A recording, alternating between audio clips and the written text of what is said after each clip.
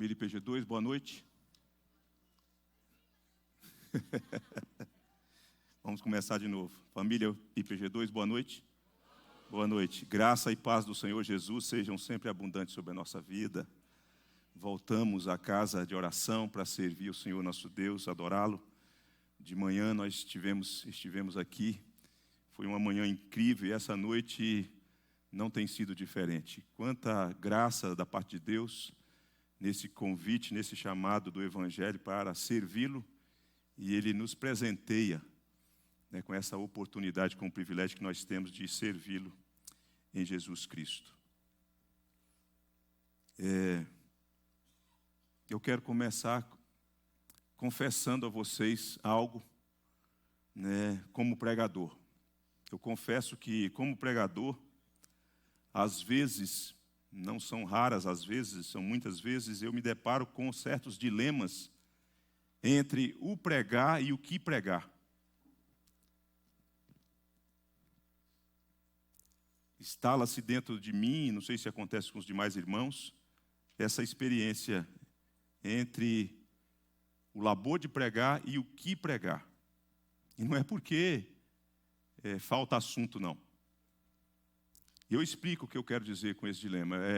Por vezes eu fico com receio de anunciar certas verdades, porque são verdades duras, difíceis de serem ouvidas. Não é fácil dizer certas verdades para o povo. E são verdades que às vezes a gente está trabalhando um livro expositivamente, né, na sequência, e aí a gente chega naquele texto e a gente fala, eu vou ter que dizer, não tem como, mas não é fácil cumprir com esse ministério. É por isso que eu penso que quase sempre depois de um período de culto, de exposição bíblica, a gente quase sempre, por conta da natureza do ministério, a gente está cansado, literalmente cansado. Então esse é o primeiro dilema que eu tenho. O segundo dilema é que por vezes eu fico constrangido a pregar sobre certos temas, pois eles são impopulares. Eles vão na contramão daquilo que tem sido atualmente anunciado entre os arraiais cristãos. Dentre eles, o tema sofrimento. E hoje eu vou falar de sofrimento. A maioria dos arraiais a gente olha nos veículos de comunicação e a gente escuta só coisa muito boa de ser escutada. Mas você que é membro da IPG2, e você que está sempre perto de nós, você sabe que nós temos experimentado sofrimento. Tem pessoas que nós amamos que têm experimentado sofrimento. Duas de modo mais particular porque estão hospitalizadas. Mas essa semana, em oração com o reverendo Robson, na nossa sala de estudo, nós lembramos de pelo menos 3 pessoas. Um que está fazendo tratamento também contra o câncer na cabeça, e que talvez está esquecido de nós. Mais 2 senhoras idosas que estão também fazendo tratamento contra o câncer. E nós paramos para pensar e conversando, fomos lembrando de pessoas no nosso meio do arraial que estão sofrendo. Não tem sido fácil para elas, não tem sido fácil para nós. Na minha família mesmo, a gente carrega as cicatrizes do sofrimento já por algum tempo. E vocês bem sabem disso, que não convém aqui ficar lembrando de detalhes. O apóstolo Paulo, quando ele está escrevendo a sua carta aos Filipenses, ele está preso por conta do Evangelho. O sofrimento dele, então, é por conta de uma outra razão, mas não deixa de ser um sofrimento. E mesmo assim, ele fala da alegria dele, e essa carta chega a ser apelidada de carta da alegria. Mas tem um versículo no capítulo 1, que diz assim, porque vos foi concedido, capítulo 1, versículo 29, porque vos foi concedido a graça de padecer por Cristo e não somente de crerdes nele. Diversas vezes você escuta nas Escrituras e lê nas Escrituras sobre a graça que nos foi dada para contribuir, a graça que nos foi dada para crer, a graça para isso, a graça para aquilo, e nós vibramos, mas quando a gente depara com um texto desse que fala que também nos foi concedido a graça de padecer por Cristo. Talvez você dissesse, bom, essa graça aí de padecer, eu passo. Mas ele está dizendo que foi nos dada essa graça de não só crer em Cristo, mas também de padecer por Cristo. Eu falei com Patrícia essa semana, e vocês viram, eu falei com Patrícia o seguinte, Patrícia, eu não estou disponível, anotei isso aqui, para algumas aventuras na vida. Eu quero listar pelo menos 4, eu falei com ela. Não quero fazer passeio de balão.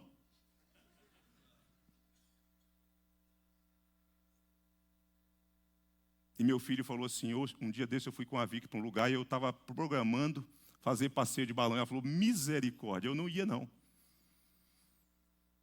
Não quero fazer passeio em submarino, visitar o Titanic. Lembra desse caso? Recentemente, não faz tanto tempo não. Não quero visitar o Everest. Nada contra, se você quiser ir, eu não quero. Eu falei, Patrícia, se você em algum momento falar, eu tenho um sonho. Se for algum desses aí, esquece, não conte comigo. Nem pretendo visitar algum vulcão adormecido. Sabe por quê? Eu vou explicar por quê. Não é porque eu não gosto de aventura, não gosto de adrenalina. É porque tudo isso me lembra algum tipo de sofrimento enfrentado por pessoas e pelos familiares das pessoas. Todas essas experiências de aventuras, que são legítimas, está tudo bem se você quiser fazer, quando eu me lembro delas, e dessas mais recentes e algumas mais distantes, eu lembro que pessoas sofreram, que familiares sofreram. E eu quero evitar a todo custo qualquer tipo de sofrimento. Eu quero evitar. Eu não quero sofrer. E se eu puder me esquivar, eu vou me esquivar. Mas, por outro lado, eu sei que não é possível me esquivar de todo tipo de sofrimento. Não tem como me esquivar. Eu sei que existe sofrimento que não terei como evitar. Por mais que tenha recursos e instrumentos estão à minha disposição, eu não terei como evitar determinados tipos de sofrimento. Na verdade, nós sabemos que o sofrimento é inevitável e é uma experiência dos seres humanos. De crentes, de não crentes, de pessoas santas, mas também de ímpios, enfim. Mas nós somos uma comunidade, a comunidade da fé, um povo de Deus. Um tempo desse, nessa igreja, um irmão, sabendo que nós estávamos passando por sofrimento, ele me presenteou com esse livro. Caminhando com Deus em meio à dor e ao sofrimento, um livro do Tim Keller. Ele sabia do meu sofrimento e ele também estava enfrentando sofrimento, experimentando o luto da mãe dele. Ele tinha perdido a mãe dele, ela tinha falecido.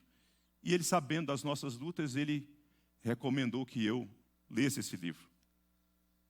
É um livro precioso. Eu sei que você, às vezes, não quer se inteirar do assunto, mas ele é precioso. E veja só algumas coisas que eu vou ler com você, que Tim Keller destaca logo no início. Ele fala assim, a verdade é que adiar a própria morte é um dos passatempos nacionais favoritos, falando dos americanos.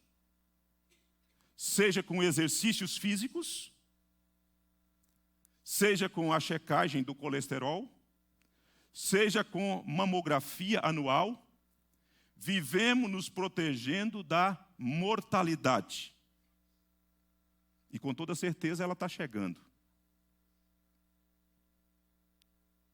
A perda de pessoas amadas, as doenças debilitantes e fatais, a traição pessoal, as reviravoltas financeiras e os fracassos morais, todas essas coisas um dia o atingirão se você tiver uma longevidade normal. Ninguém está imune. Não há dinheiro, poder nem planejamentos capazes de impedir que o luto, uma doença terrível, uma traição, um desastre financeiro, uma infinidade de outros problemas entrem em sua vida. A vida humana é inevitavelmente frágil e sujeita a forças que estão além do nosso poder de controlá-las. A vida é trágica. Por isso que eu falei que alguns eu tentarei evitar, mas outros eu não tenho como evitar. Chega de um modo abrupto, inesperado, e daqui a pouco invade a nosso conforto, nossa instabilidade, a gente se vê com a vida bagunçada, atribulada. Aos irmãos da igreja presbiteriana e aqueles que estão nos visitando, vocês sabem que nós temos 2 ou 3 documentos que nós falamos que são os nossos símbolos de fé. Nosso símbolo de fé não é a sarça, são esses documentos teológicos. A Confissão de Westminster, o Breve Catecismo e o Catecismo Maior. O Breve Catecismo, quando ele vai falar de tragédias, que ele usa o conceito miséria, na pergunta de número 17, ele diz assim: qual foi o estado a que a queda reduziu o ser humano? E a resposta: a queda reduziu o ser humano a um estado de pecado e miséria. Pecado e miséria.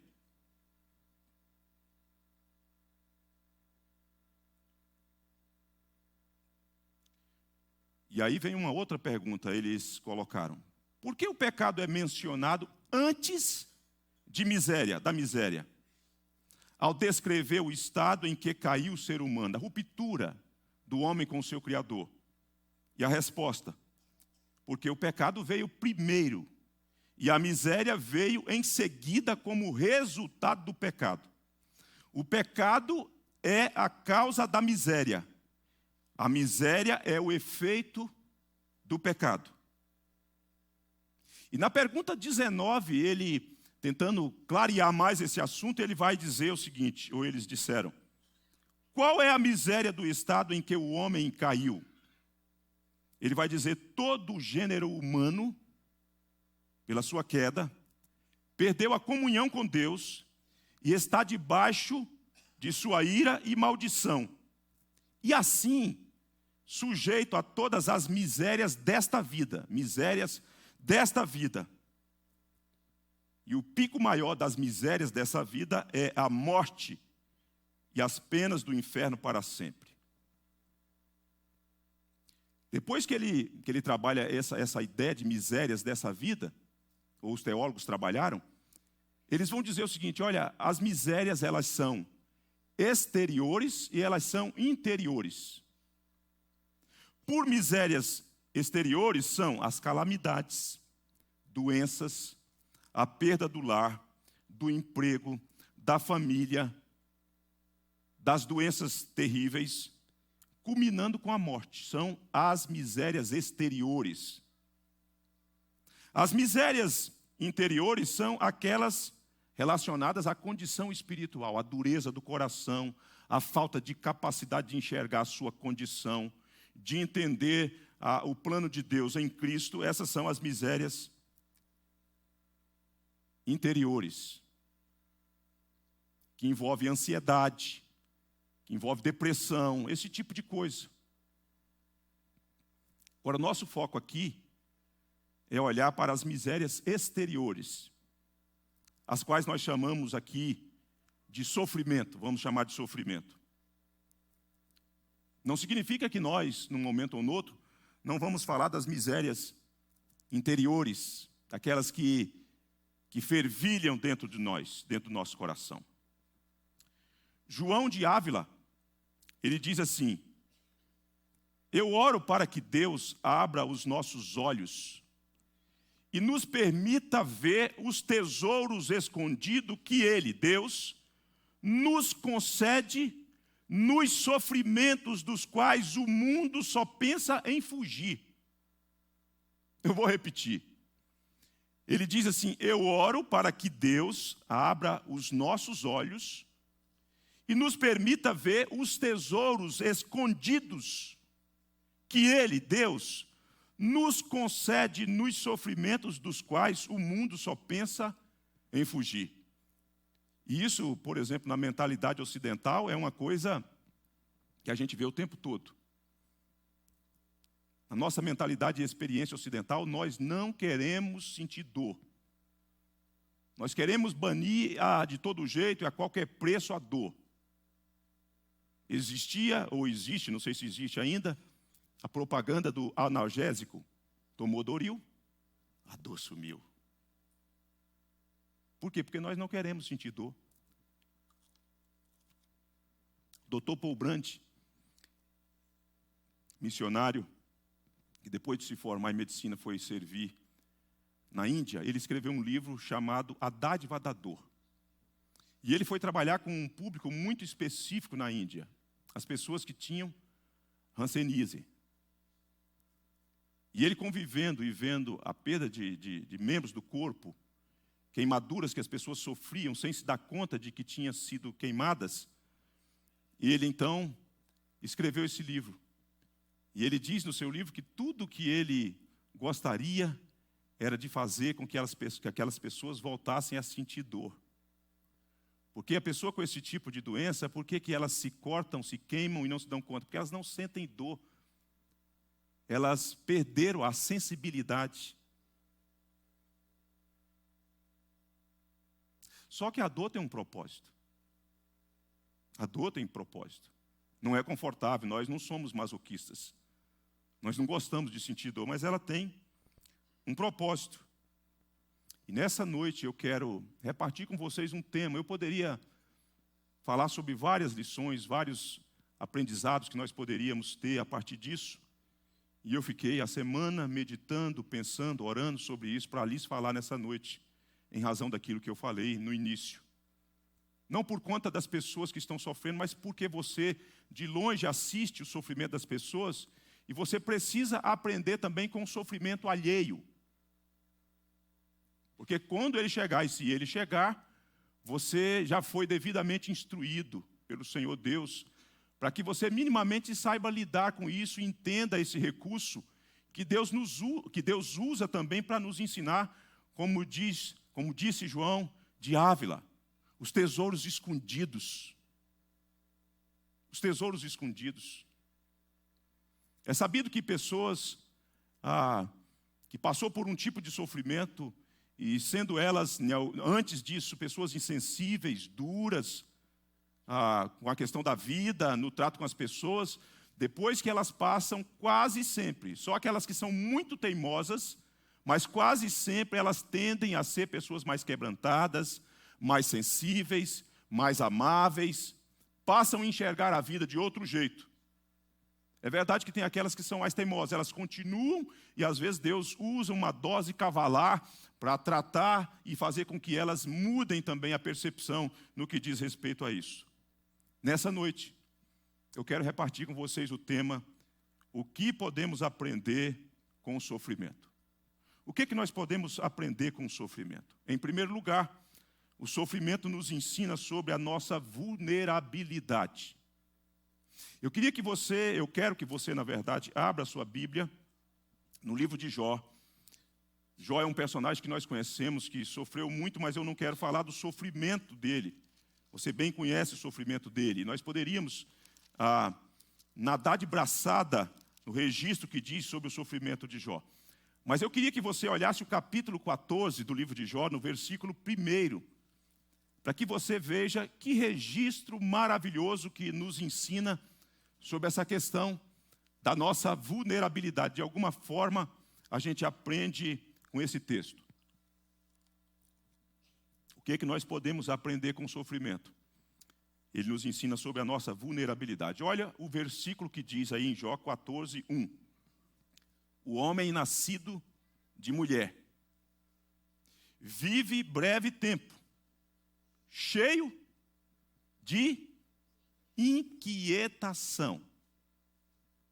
Vive breve tempo dentro da existência temporal, né? Mesmo você considerando que às vezes aparece no noticiário, num telejornal, alguém que foi encontrado que atingiu 120. Mas nós estamos falando de um homem que certamente viveu mais do que isso. Viveu mais do que isso. Mas a percepção dele é que nessa existência, nesse tempo em que contabiliza segundos, minutos, horas, depois dias, semanas, meses, anos, ele vai dizer o seguinte: olha, o homem nascido de mulher, que aportou nesse mundo, que teve como a primeira reação quando aportou nesse mundo o choro, vive breve tempo, e esse breve tempo que ele vive é marcado por muitas inquietações.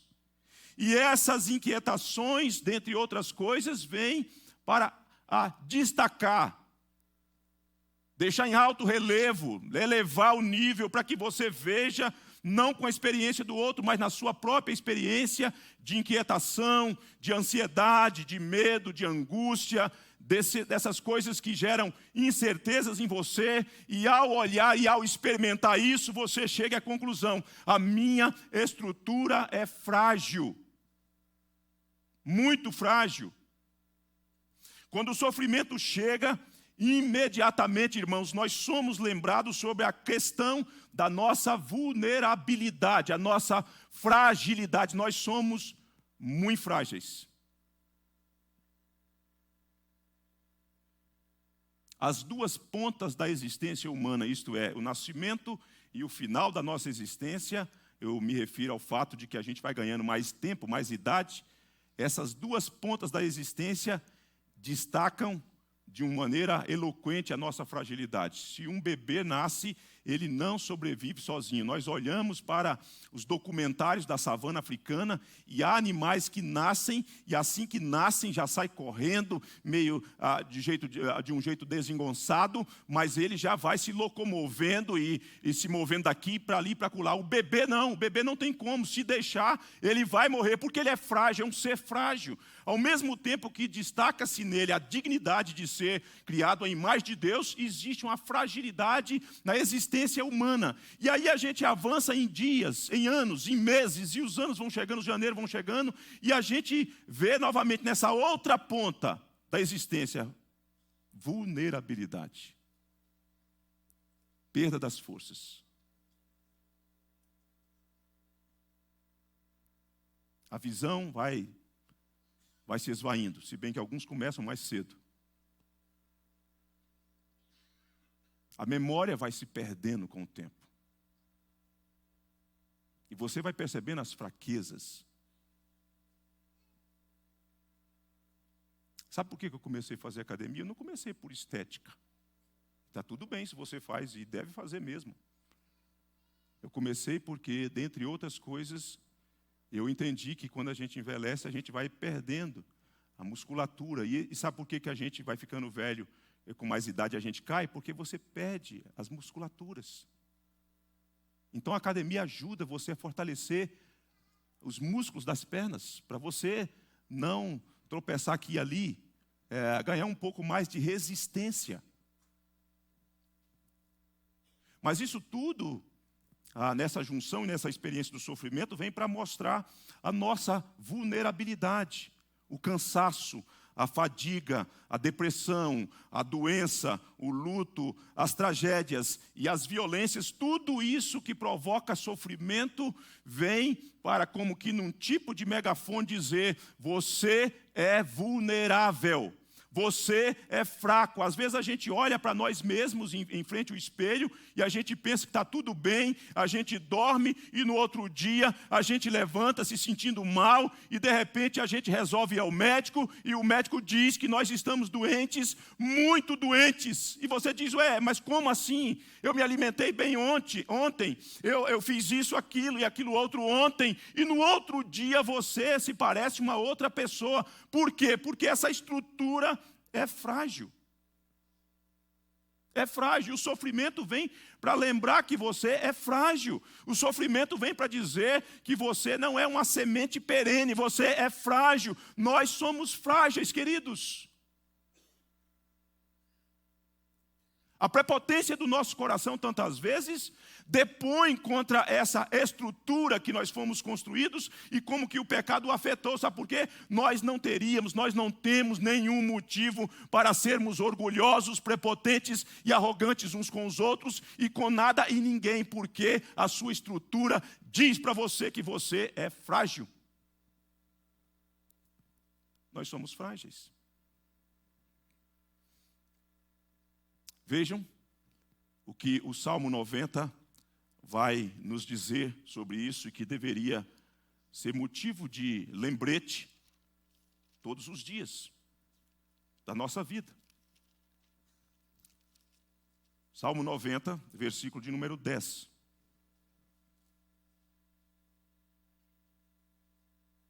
Os nossos dias, ou os dias da nossa vida sobem a 70 anos. Ou, em havendo vigor, aqueles que têm mais vigor, por diversas razões, fatores biológicos, enfim, DNA e um tantão de coisa, chegam a 80. Neste caso, chegando a 80, o melhor deles, o melhor desse pacote de 80 anos, o melhor deles é canseira e enfado. Porque tudo passa rapidamente e nós voamos.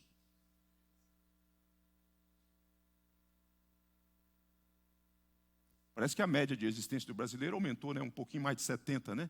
E pela graça de Deus nós temos visto pessoas chegando facilmente a 90 e beirando 100 e algumas até ultrapassando.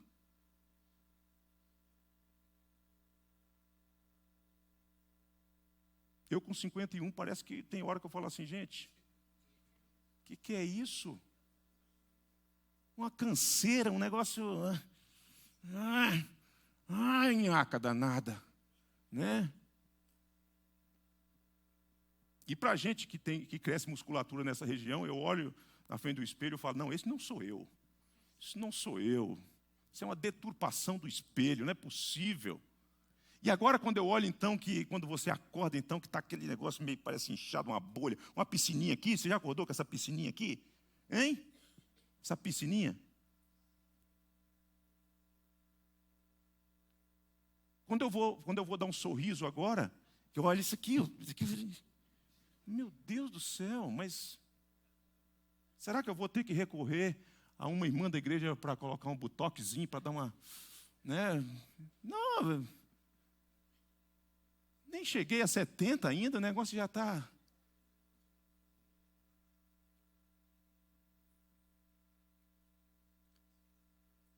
Diante disso, dessa experiência do salmista em que está sendo contrastada a sua existência e com a eternidade de Deus, quando chega no versículo de número 12, eis a oração do salmista que nos obriga a fazer também uma reflexão no Salmo 90.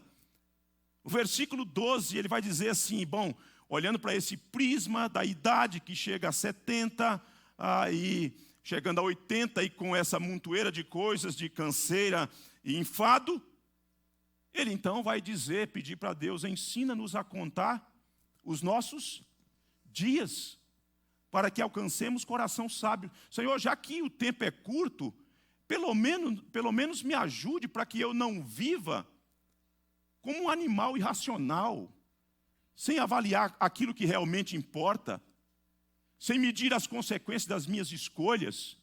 Me dê sabedoria. Me dê sabedoria para que nesse tempo em que eu viverei, em que eu cumprirei a minha vocação, e de servir, e de andar na Tua presença, de escolher andar na Tua presença em novidade de vida, me ajuda, Senhor, me ensina a contar os meus dias, os nossos dias, para que alcancemos coração sábio. Me ajude a não desperdiçar as coisas que realmente importam. Porque, queridos, a possibilidade de, nesse tempo curto, de viver como um animal irracional é muito grande, de tantas tolices que são cometidas. Então é preciso falar, Senhor, me ajude, clareia minha mente. Sabedoria. E sabedoria, queridos, no ensino bíblico não tem a ver com conhecimento, com muito conhecimento. Tem muita gente que tem muito conhecimento, mas são tolas. Sabedoria tem a ver com a arte de aplicar o que você sabe. O conhecimento que você sabe, você, seja ele pouco ou muito, você ficou tão maduro, tão experiente com a vida que Deus te deu, que você consegue aplicar aquilo de modo adequado, em cada momento, em cada situação, sem correr o risco de escambar, de degringolar na sua vida. Por quê? Porque você pediu sabedoria para que nesses dias que Deus te dá, que Deus nos concede, a gente saiba gerenciar essa vida que Deus nos deu, como uma mordomia que Deus nos chama para o exercício da responsabilidade.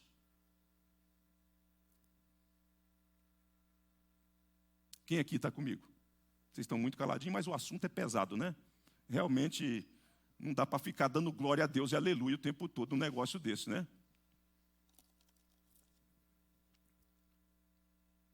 Sabe qual é o legal disso tudo, que a gente passa a se conhecer um pouco?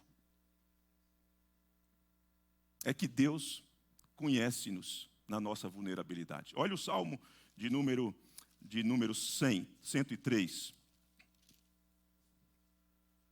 No versículo 14, se você vai se conhecendo um pouco, se você tem coragem para se olhar e chegar à conclusão de que de fato isso existe, que faz sentido, então é interessante você notar que Deus sabe disso também. Ele sabe disso antes de você, dessa vulnerabilidade da nossa estrutura. Olha, o versículo 14 diz assim: pois ele, Deus, né? Ele conhece o quê? A nossa estrutura e sabe que somos pó. E sabe de uma coisa? Deus sabe, Deus conhece a nossa estrutura a partir de dois vieses. Primeiro, porque foi Ele quem criou, e criou-nos do pó da terra. Então Ele sabe. Mas Ele não sabe só como espectador. Ele sabe porque o Filho dele veio ao mundo e se fez um de nós. Então Ele sabe mesmo como é que é esse negócio de ser vulnerável.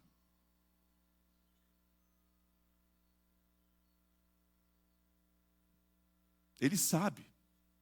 Ele sabe porque Ele colocou a mão na massa-prima e formatou, e criou, e deu forma a este ser, a esse ser humano, que é a imagem e semelhança de Deus, que é composto tanto do elemento imaterial como do elemento material, daquilo que a Bíblia, como a sentença do pacto, diz que o pó voltará ao pó.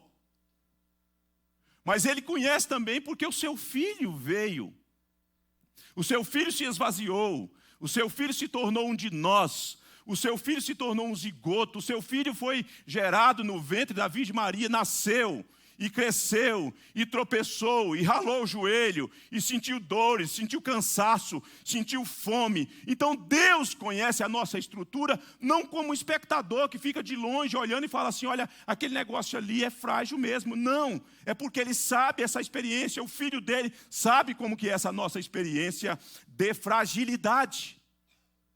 E mais, Ele experimentou dores, Ele é homem de dores, Ele sabe o que é padecer, queridos. Ele levou sobre si as nossas enfermidades, Ele levou sobre si o castigo que nos traz a paz. Ele ficou suspenso entre a terra e os céus, numa cruz de pendurado. Ele experimentou aquilo que mais nos apavora, que foi a morte. Ele sabe e conhece a nossa estrutura.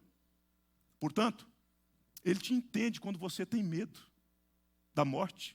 Ele te entende.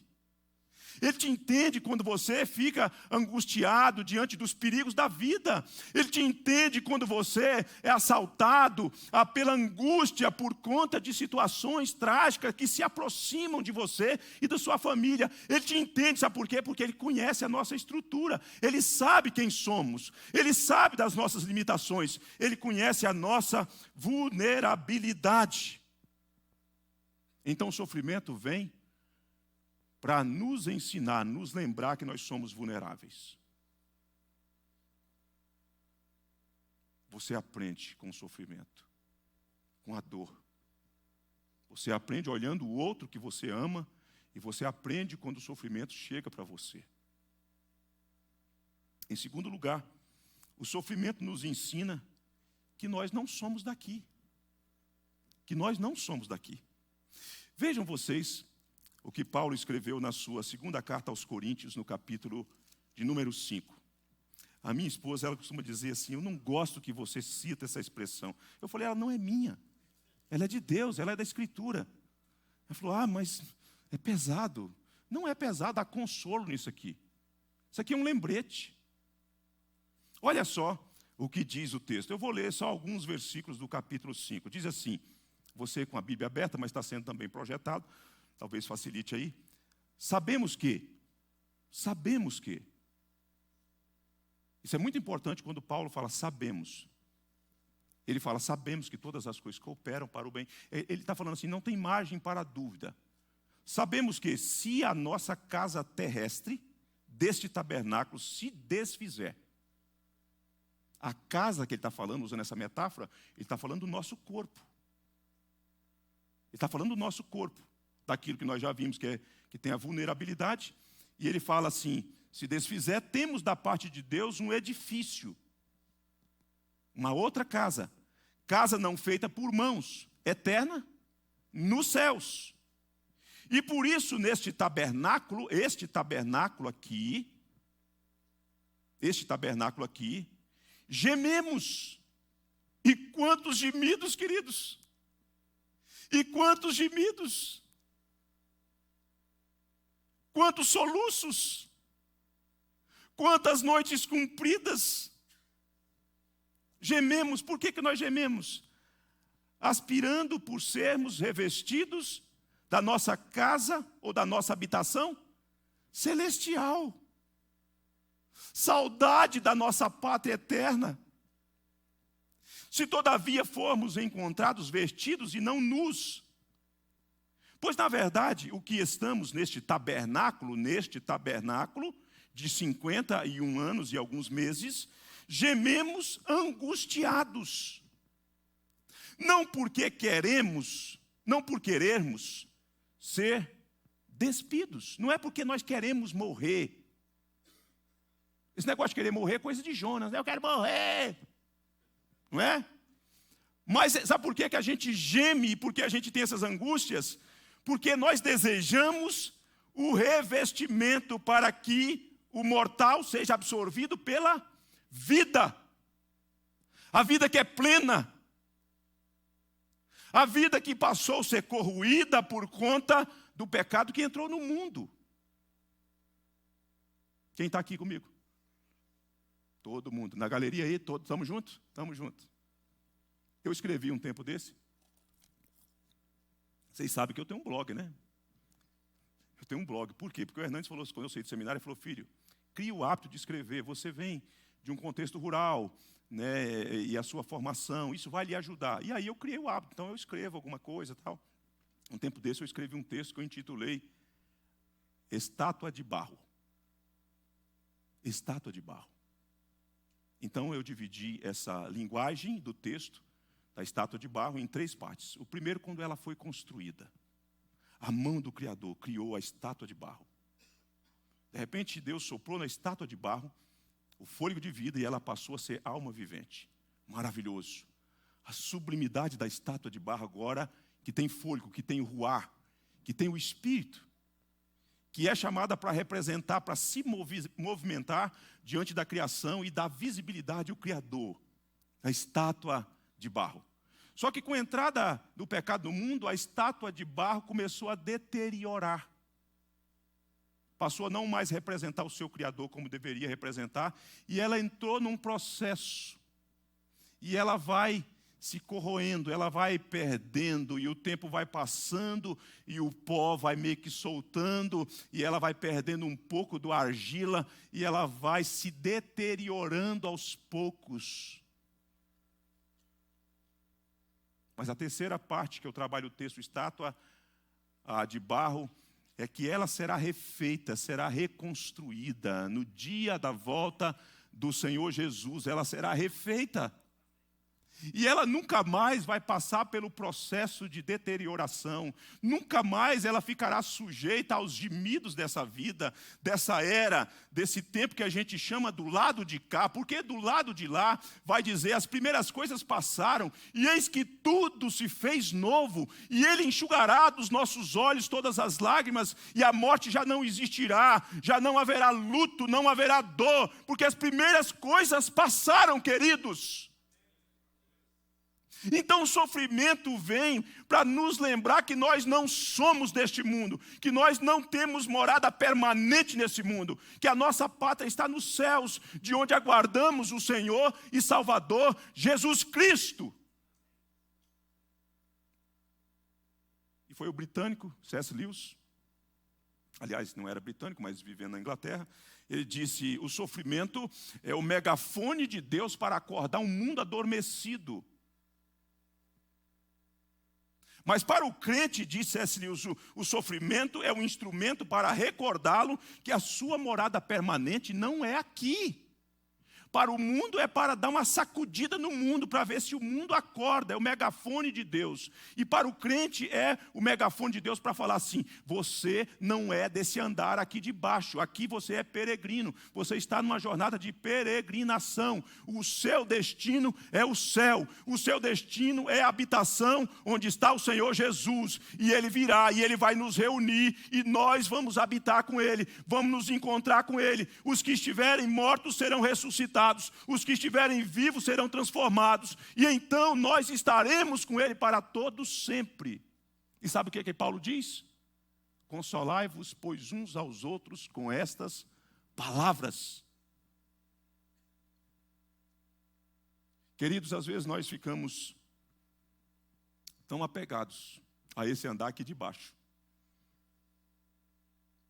E Tim Keller nos ajudou a entender, nós fazemos de tudo. Nós olhamos as taxas do colesterol e disso, daquilo, aquilo outro, porque a gente não quer, né? A gente não quer morrer. Mas é inevitável. Quando eu falo disso para vocês, eu não quero que vocês me achem insensível. Eu lido com isso todo dia.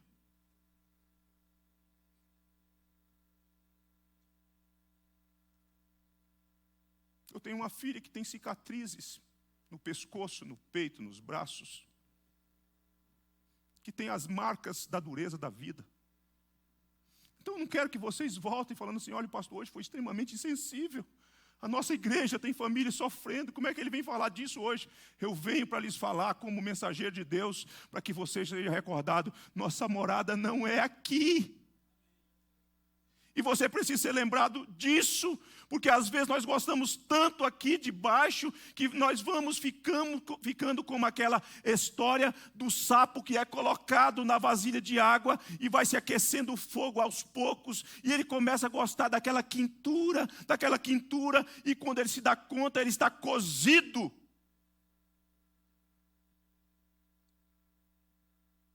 Eu sei o que é sofrimento.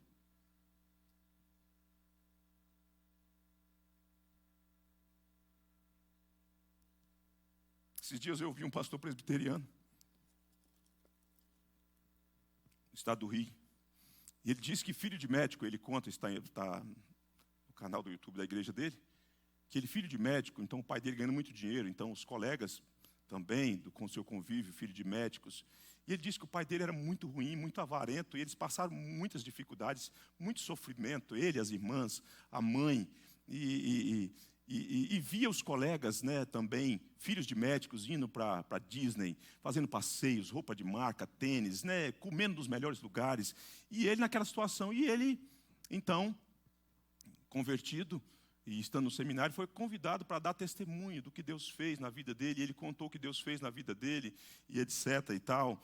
E ele, voltando do testemunho, parou no semáforo. Ele conta que parou no semáforo. E naquele momento que ele parou, ele questionou Deus. Falou, Deus, por que o Senhor deixou a gente passar por tanto sofrimento? Meu pai com tanto dinheiro. Por que eu tive que passar por isso?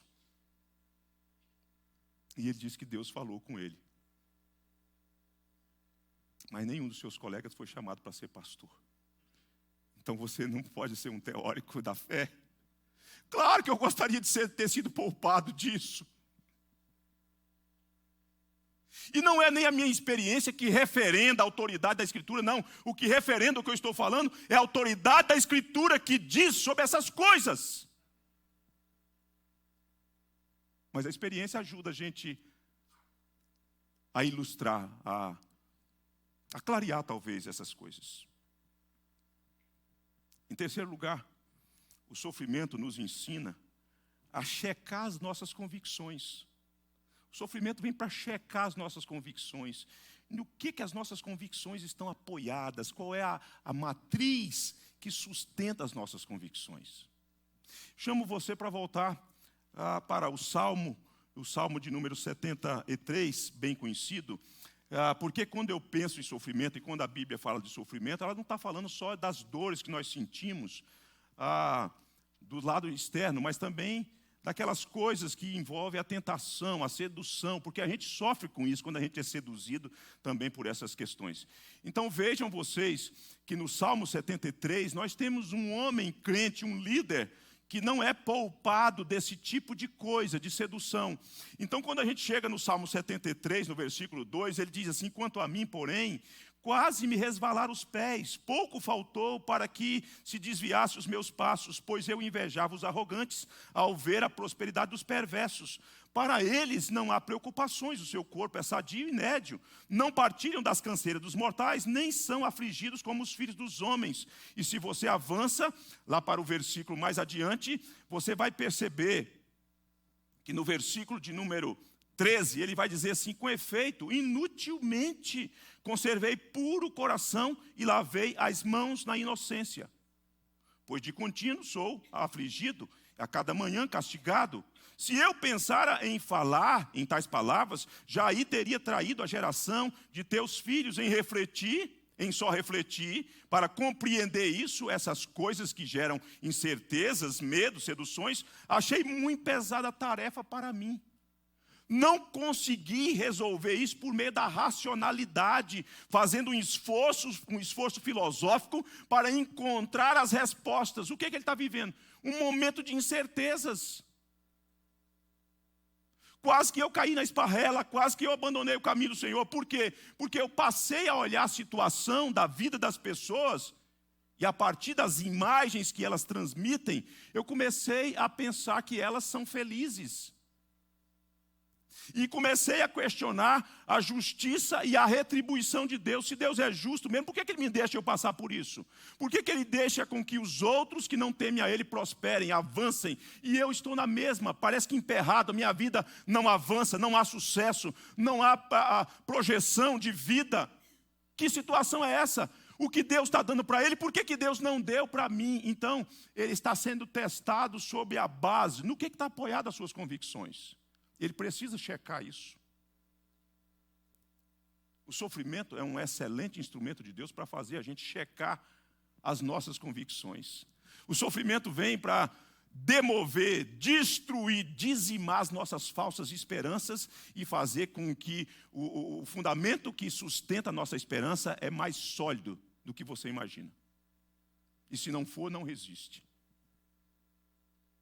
E depois que ele checa as suas convicções, depois que ele entra na presença de Deus, porque entrando na presença de Deus, a presença de Deus descortina os olhos, abre os nossos olhos e nos ajuda a olhar para além da realidade temporal. É por isso que é tão importante, dentre outras coisas, congregar e estar junto no ajuntamento, na presença de Deus. Não que Deus não esteja na sua casa, não que Deus não esteja no seu trabalho, mas no momento de culto, porque o texto vai dizer: até que entrei no santuário de Deus e atinei com o fim deles. É quando ele entra na presença de Deus que as escamas caem e que ele vê a nova dimensão ou a outra dimensão da vida, e ele então checa as convicções. E quando ele checa as convicções, você vai ver no versículo 25 e 26: quem mais tenho eu no céu? Não há outro em quem eu me compraza na terra. E aí o versículo 26: ainda que a minha carne e o meu coração desfaleçam, Deus é a fortaleza do meu coração e a minha herança para sempre. Agora ele checou as convicções e ele fala: olha só, a minha vida e o sentido da minha existência não é respaldada por aquilo que as pessoas dizem, não é por aquilo que as pessoas têm e aquilo que eu não tenho. A minha vida foi ressignificada a partir de quem eu sou em Deus. E se o meu coração desfalece, e se o meu corpo perde vigor, Deus é a fortaleza do meu coração, Deus é a minha herança para sempre. Eu não posso ter o que os outros têm, mas eu tenho o Senhor Deus. O Senhor Deus é o meu quinhão.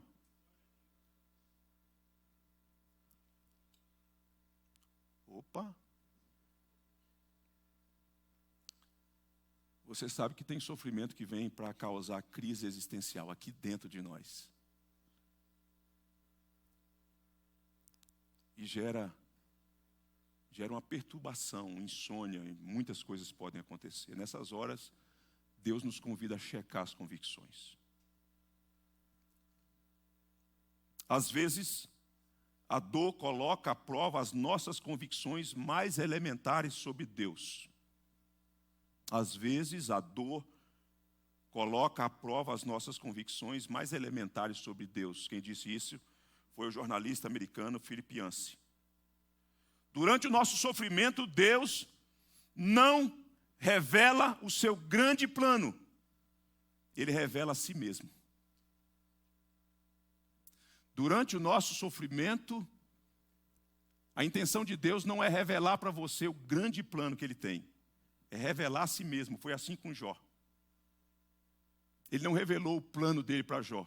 Ele revelou a si mesmo. Ao final, Jó disse: eu te conhecia de ouvir falar, agora os meus olhos te veem. Aos discípulos que no segundo momento entram na embarcação e enfrentam a tempestade, já tinha enfrentado uma primeira. Na primeira, eles perguntam quem é este que até o mar lhe obedece. Na segunda tempestade, o Senhor Jesus está se revelando a eles. E eles então chegam à conclusão: verdadeiramente, este é o Filho de Deus. Na primeira turbulência, eles perguntam quem é este. Na segunda, eles afirmam: ele é verdadeiramente o Filho de Deus. Na turbulência, Deus não te revela um grande plano, mas Deus se revela a si mesmo para que você o conheça mais e melhor e com profundidade.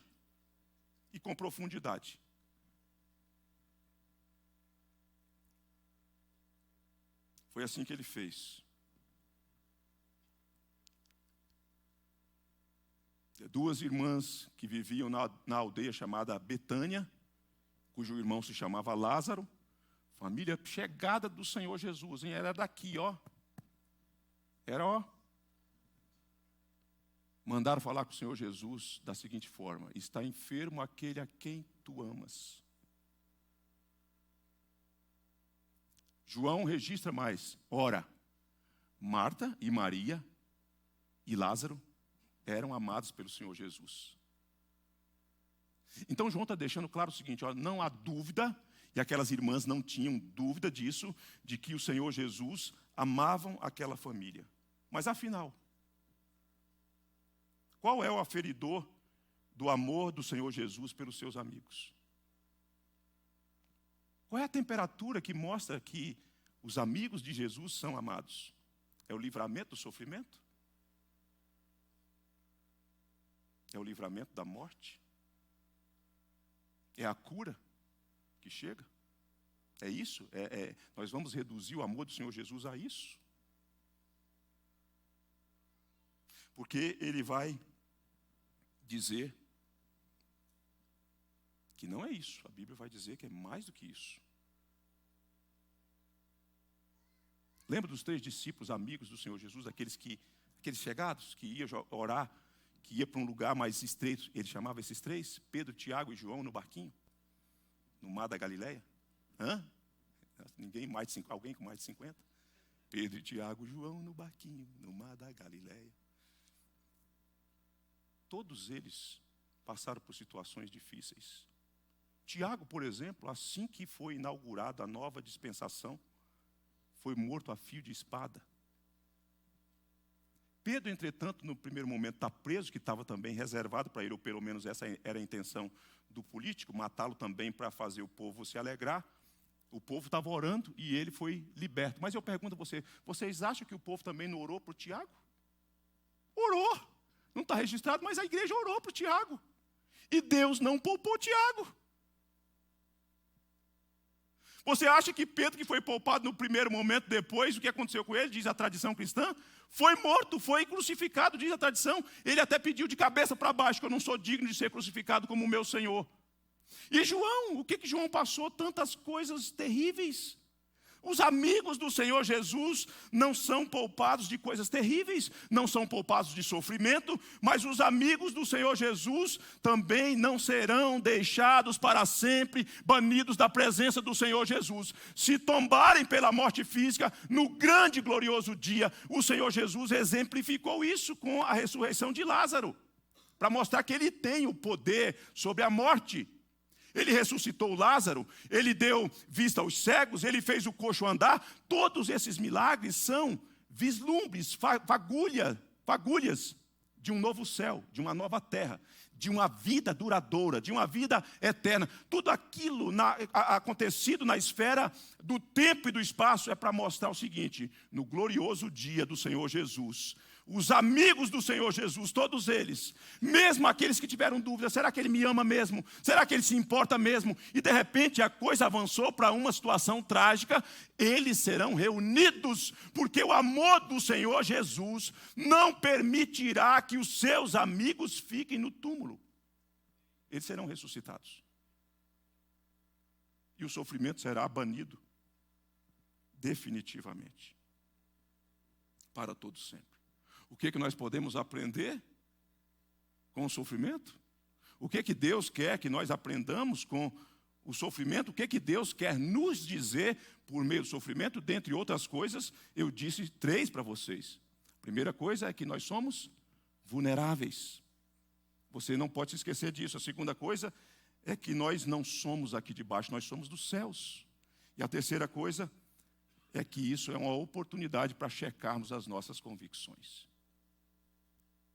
Enquanto isso, sigamos em oração, batendo na porta, pedindo pelos que sofrem, pedindo por aqueles que choram, por aqueles que têm enfrentado noites compridas e longas. Batamos na porta, mas não nos esqueçamos de aprender com tudo aquilo que Deus está fazendo. Que o Senhor nosso Deus nos abençoe. Que o Senhor nosso Deus nos anime. Que o Senhor nosso Deus nos ajude a olhar para além dessas cortinas, dessas expectativas temporais. Que os nossos olhos sejam postos nos céus. E que você que está aqui nessa noite, corra para o Senhor Jesus enquanto é tempo. Para que você seja colocado no prisma de amigos do Senhor Jesus. Que o Senhor nosso Deus te abençoe. Eu convido você a ficar em pé. Nós vamos cantar um hino. Um hino